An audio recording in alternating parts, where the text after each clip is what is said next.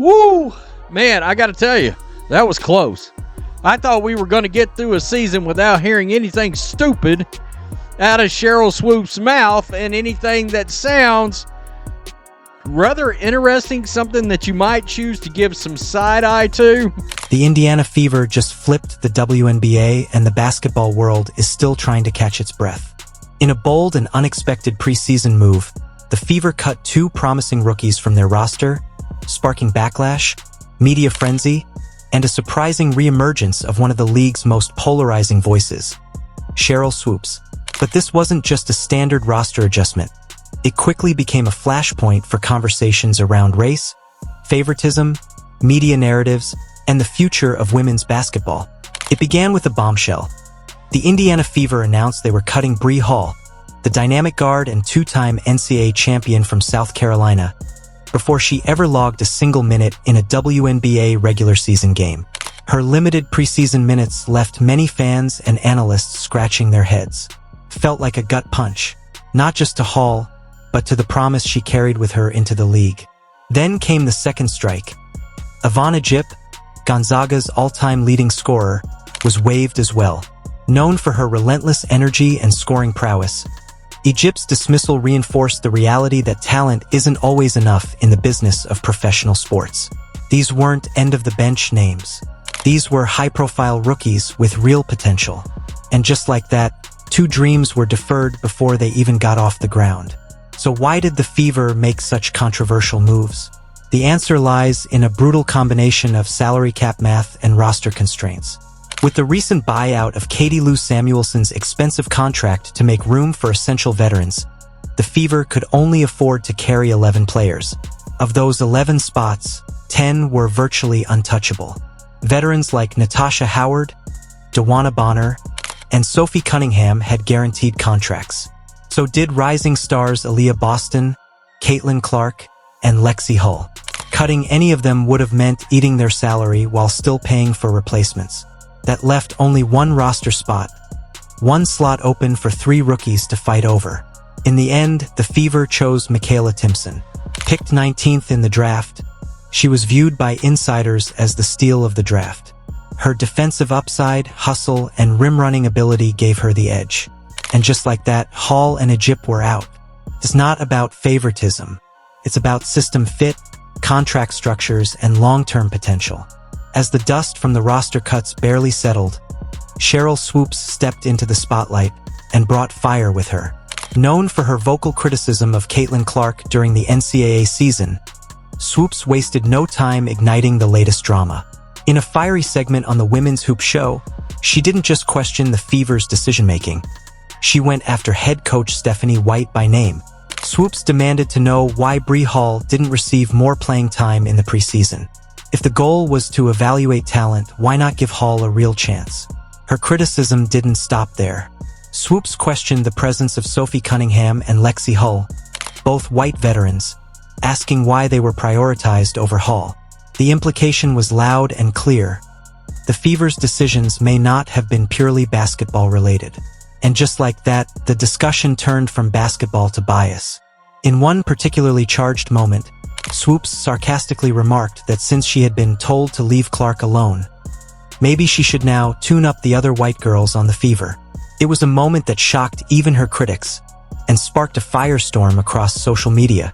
While some praised her for speaking truth to power, others accused her of stirring racial division and undermining team cohesion. Swoopes has a long history of questioning Clark's accolades and role in reshaping the league. But now, her criticisms have expanded to include anyone associated with Clark's rise, from teammates to coaches. The narrative she's weaving, that of favoritism and systemic bias, has gained traction among some fans. But is it fair? Lost in the controversy is the actual rationale behind the Fever's roster choices. Head coach Stephanie White isn't just experimenting. She's building a team with purpose. The Fever are essentially brand new. Outside of Clark, Boston, Hull, and Mitchell, most of the roster is unfamiliar with each other. That makes chemistry a top priority. White's decision to play veterans like Cunningham and Hull heavy minutes in preseason isn't about favoritism. It's about forging cohesion. These are players who understand professional tempo, defensive switches, and game management. You need anchors before you build a house. Cunningham, for her part, didn't coast on reputation. In the Fever's exhibition match against Brazil, she showed out, vocal on defense, physical in the paint, and commanding the court like a true leader. Yet Swoops framed it differently, suggesting Cunningham's minutes came at the cost of more deserving, younger players. That's not just a basketball critique. It's a narrative war. At the center of it all, once again, is Caitlin Clark. The 22-year-old phenom isn't making roster cuts, designing rotations, or signing contracts. But because she's the face of the franchise and arguably the league, every move the Fever make is tied to her image. Cut a rookie? That must be to protect Clark's spotlight. Play Cunningham more? That must be because she meshes better with Clark. Ignore Swoops' criticisms? Must be because the league is invested in the Clark era. It's an impossible position. Clark is asked to transcend, but when she succeeds, it's seen as disruption. Her logo threes and game-changing presence are celebrated by fans, but picked apart by skeptics. And when her supporters respond, it only fuels the fire. Let's not pretend Swoops doesn't have pedigree. She's a WNBA icon, a trailblazer, a legend.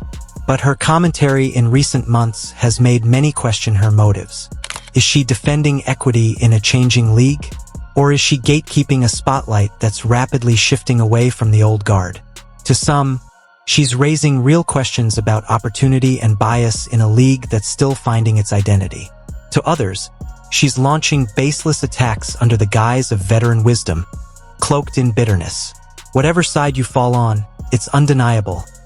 Swoops is adding heat to an already sizzling preseason. The bigger picture, what the Fever are really building. Here's what the critics are missing. This Fever team isn't just trying to go viral. They're trying to win. They've added size, defense, shooting, and leadership. They've invested in young stars like Boston and Clark, paired them with savvy vets like Bonner and Cunningham, and put their faith in a coach with a vision. Yes, 2 rookies were cut. Yes, that hurts. But the Fever aren't just building a roster. They're building a culture where chemistry matters, where hustle is rewarded, where every player, regardless of draft hype, has to earn their place. Clark isn't pulling the strings. She's navigating the chaos like the rest of them. And as the league's most visible player, she's doing it with grace, grit, and enough composure to silence critics, even if only momentarily. As the regular season approaches, all eyes are on Indiana, but not just for their box scores. Every Clark three-pointer, every Cunningham drive, every coaching decision will be scrutinized through the lens of this preseason controversy. Will the team crumble under the weight of media pressure, or will they thrive, bonded by adversity and unified in mission? One thing is certain. The 2024 WNBA season just got a lot more dramatic. This isn't just about 2 roster cuts. This is about change, evolution, and the tension that comes when generations clash. Sheryl Swoopes is right about one thing. This season will be spicy. But maybe that's a good thing. Because if women's basketball is finally commanding mainstream attention, then it means we're watching something that matters. And for every critic ready to drag this young Indiana team through the mud, there are thousands more tuning in, buying jerseys, and falling in love with the game all over again.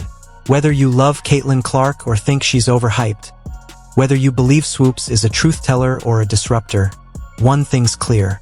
The WNBA is no longer quiet. It's loud, it's messy, it's magnetic, and the Indiana Fever, they're at the center of it all. If you enjoyed this video, please don't forget to like and subscribe to our channel for future updates.